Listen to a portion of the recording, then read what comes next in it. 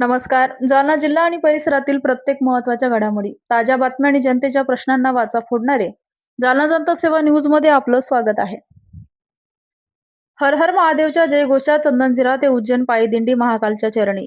15 दिवसीय भक्तिमय पदयात्रा पूर्ण. 70 भाविकांनी घेतले श्री महाकालेश्वराचे सुखरूप दर्शन.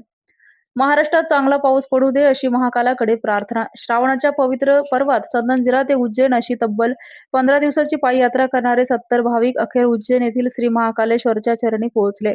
हर हर महादेवचा जयघोष, मुखी शिवनाम आणि मनात महाकालच्या दर्शनाची आस घेऊन सुरू झालेली ही पदयात्रा अत्यंत भक्तिमय वातावरणात पूर्ण झाली. उज्जैनमधील पोहोचल्यानंतर भाविकांनी श्री महाकालेश्वराचे सुखरूप दर्शन घेतले. चंदनझिरा येथून सुरू झालेल्या या पायी दिंडीचा प्रवास राजूर, भोकरदन, बोदगाव, गणपती आणि बुरानपूर मार्गे उज्जैन असा झाला. तब्बल 15 दिवसाचा हा पायी प्रवास असतानाही संपूर्ण यात्रेदरम्यान भाविकांना कोणतीही अडचण आली नाही. भक्ती आणि श्रद्धेच्या बळावर भाविकांनी हा खडतर प्रवास यशस्वीपणे पूर्ण केला. उज्जैन येथे महाकालेश्वराचे दर्शन घेतल्यानंतर भाविकांनी महाराष्ट्रात चांगला पाऊस पडू दे, शेतकरी सुखी होऊ दे आणि राज्यात सर्वत्र समाधानाचे वातावरण निर्माण होऊ दे अशी प्रार्थना भगवान महाकालाकडे केली. शेतकरी आणि ग्रामीण भागासाठी पाऊस अत्यंत महत्वाचा असल्याचं भाविकांनी आपल्या वैयक्तिक मनोकामनासोबतच संपूर्ण महाराष्ट्राच्या सुख समृद्धीसाठी महाकालाच्या चरणी साकडे घातले. उज्जैनमध्ये पोहोचल्यानंतर भाविकांमध्ये प्रचंड उत्साह पाहायला मिळाला.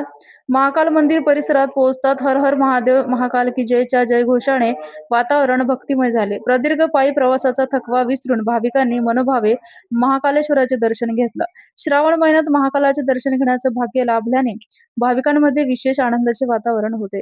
15 दिवसाच्या पदयात्रेचा शेवट महाकालच्या दर्शनाने झाल्याने हा क्षण भाविकांसाठी अविस्मरणीय ठरला. महाकालेश्वराचे दर्शन घेतल्यानंतर भाविकांचा परतीचा प्रवास सुरू होणार आहे. पायी प्रवासादरम्यान परस्परांना साथ देत सामूहिक भोजनाची व्यवस्था करत आणि शिवनामाचा गजर करत भाविकांनी ही यात्रा पूर्ण केली. चंदनझिरा ते उज्जैन पायी दिंडीचे हे तिसरे वर्ष असून दरवर्षी प्रमाणे यंदाही भाविकांनी मोठ्या श्रद्धेने या यात्रेत सहभाग घेतला. श्रावणातील शिवभक्ती आणि महाकालच्या दर्शनाची ओढ यामुळे या पदयात्रेला विशेष महत्त्व प्राप्त झाले. या संपूर्ण पदयात्रेबाबत माहिती देताना आयोजक प्रताप पवार यांनी सांगितलं की भाविकांनी अत्यंत श्रद्धेने आणि उत्साहाने हा प्रवास पूर्ण केला. यात्रेदरम्यान कोणतीही मोठी अडचण आली नाही. महाकालेश्वराचे सुखरूप दर्शन झाल्याचे समाधान असून महाराष्ट्रात चांगला पाऊस पडावा यासाठी महाकालाकडे प्रार्थना करण्यात आली अशी माहिती त्यांनी दिली. जालन्यातील चंदनझिरा येथून सुरू झालेली शिवभक्तीची ही पदयात्रा महाकालाच्या दर्शनाने सफल झाली असून आता भाविक महाकालाचा आशीर्वाद घेऊन परतीच्या प्रवासाला निघणार आहेत. अशाच विश्वासार्ह बातम्यांसाठी आमच्या चॅनलला आता सबस्क्राईब करा. इंस्टाग्राम आणि YouTube वर फॉलो करायला विसरू